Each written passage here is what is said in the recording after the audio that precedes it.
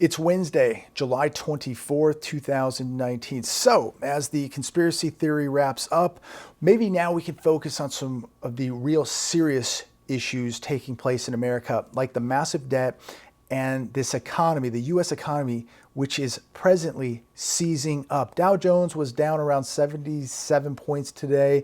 Should have been down about 700 points with the amount of bad news that we got. I want to start with this. New home sales up 7% month over month.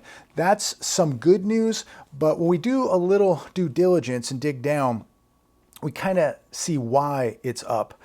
Plunging mortgage rates, number one, are helping new home sales.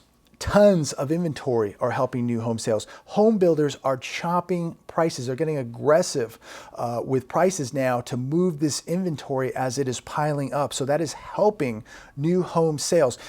Quite possibly, the new home builders see what's on the horizon and they're going to blow out the homes that they have in inventory right now to get rid of these homes because they know that the collapse is getting very, very close. They see the writing on the wall, so they're discounting this inventory and getting out. Another interesting topic. This was in the Wall Street Journal today. Purchasers of U.S. homes by foreigners has dropped 50% over the last 2 years. This is a hard blow to New York, Miami, and I would say Southern California for sure. Less than $78 billion in U.S. residential real estate was purchased in the end of March 2019, down 36% from the previous period, which was $121 billion. Pullback in foreign money coming in and buying U.S. real estate is resulting in price cuts in many coastal cities. I believe I was reading Newport Beach that prices are down 23% right now this year compared to July of last year. They're blaming this on the slowing global economy and the trade dispute with China because most of this foreign money is coming in from China, I believe about 56%. Purchases by foreigners is at the lowest level since 2013. We are going to see properties sitting for a very, very long time, and that is going to result in massive price corrections. We are going to see U.S. median home prices come down. We're going to see U.S. median home price sales come way down. We're going to continue to see inventory skyrocket. And the main reasoning is because of the economy. The average person is not going to be able to afford a house no matter how low the interest rates are. We got some really, really bad news here today. U.S. manufacturing PMI slumps to a 10-year low. You think this is going to be good for the economy? You think this is good for the real estate market? The survey's employment gauge has fallen. July, there were 130,000 jobs added, down from an average 200,000 in the first quarter and 150,000 in the second quarter. Manufacturers are shredding workers at the fastest rate since 2009, and the service sector job creation is now down to its lowest since 2017. Now, I live in an area here out in the Palm Springs area where this entire valley is dependent on the service sector. We've got tons of hotels, tons of casinos, entertainment. We get a lot of big names out here at the theaters, at the casinos. We have Coachella Fest. We have Stagecoach, some of the biggest music venues in the entire world. We've got bars. We've got, shopping. But as we witnessed in 2008, the hotels went silent. Hotels went out of business. The Chinese came in. They were buying golf courses. They're buying hotels. And I'm very concerned that we're going to see a repeat of another wealth transfer like the one we saw in '08, except this one will be on steroids. And when you live in a service sector area like I do, and look what happened in the last one in Las Vegas, to the casinos, to the restaurants, to the housing industry there, because it was all based on a service sector industry like we have here. And so when people get into trouble, when people are going broke, when the credit cards run out and they're tapped out, and now they're concerned about losing their house or their car, they're not taking weekend vacations to Palm Springs. They may not be gambling at the casinos as much. They're not going to come out and see Duran Duran in concert and spend a couple $100s. Those days come to a quick halt when the economy seizes up. And I can tell you from what I saw over the last season here is the restaurants were not as busy, the bars weren't as busy, the hotels weren't as busy, and even the casinos weren't as busy.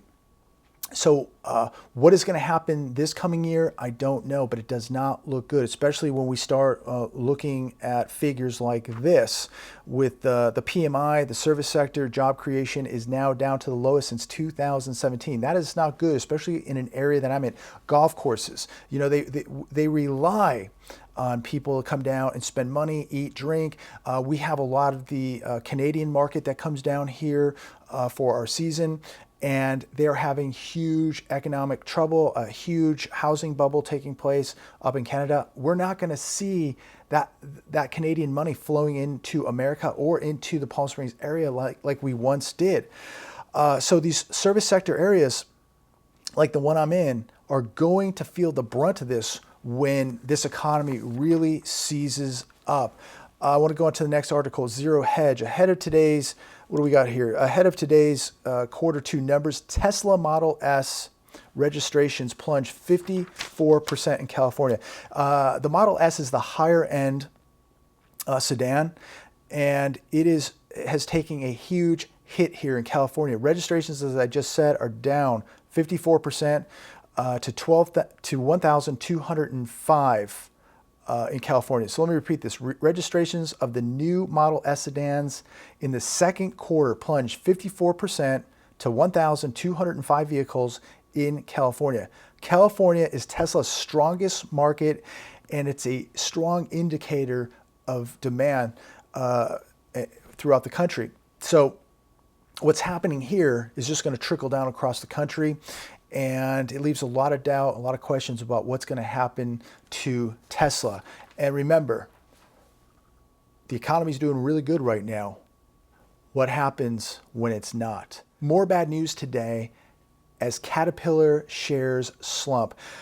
This is a bellwether that things are slowing down globally, that the global economy is coming to a halt. They're seeing less development going on in Asia and across the globe. Their forward guidance is not positive.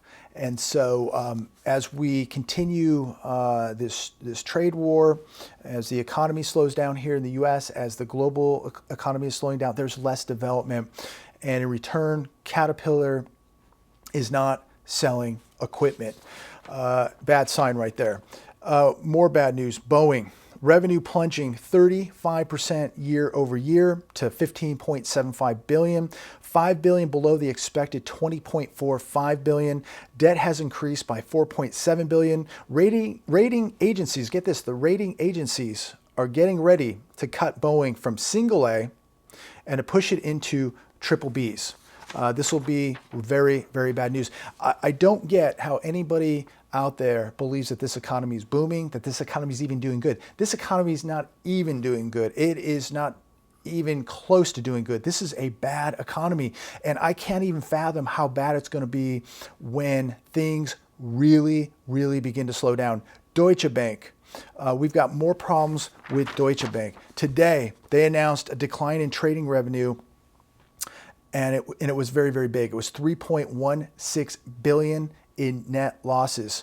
This bank is a ticking time bomb. Now, I know most people are oblivious to Deutsche Bank, don't know what Deutsche Bank is, where it is, what it is, nothing.